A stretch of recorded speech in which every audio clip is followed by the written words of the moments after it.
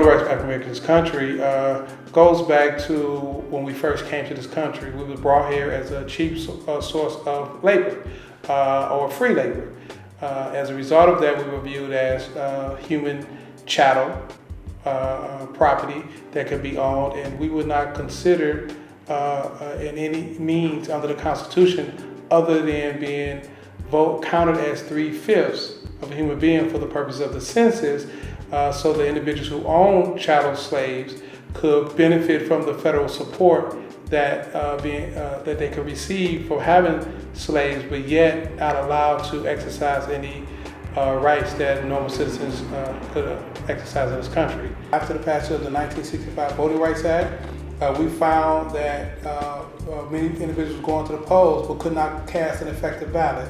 As a result of that, it took 14 years, 9 trips to the Supreme Court over redistricting, the drawing of the political boundaries to determine whether or not individuals who cast a ballot that were able to cast an effective ballot and elect candidates of their choice.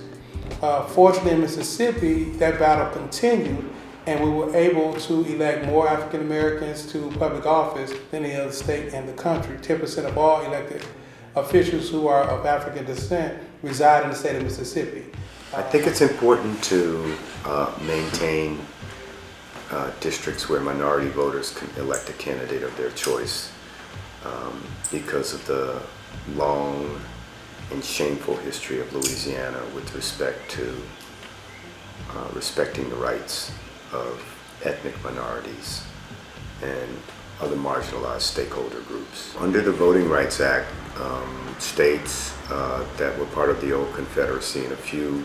local jurisdictions around the country, those jurisdictions that have a long and well-documented history of violating the rights of voters of color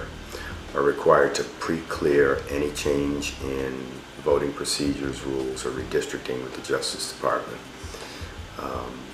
That's the primary protection under the Voting Rights Act. Now we know that the Voting Rights Act, one of the things that we do as citizens, as voting people, is that we have to determine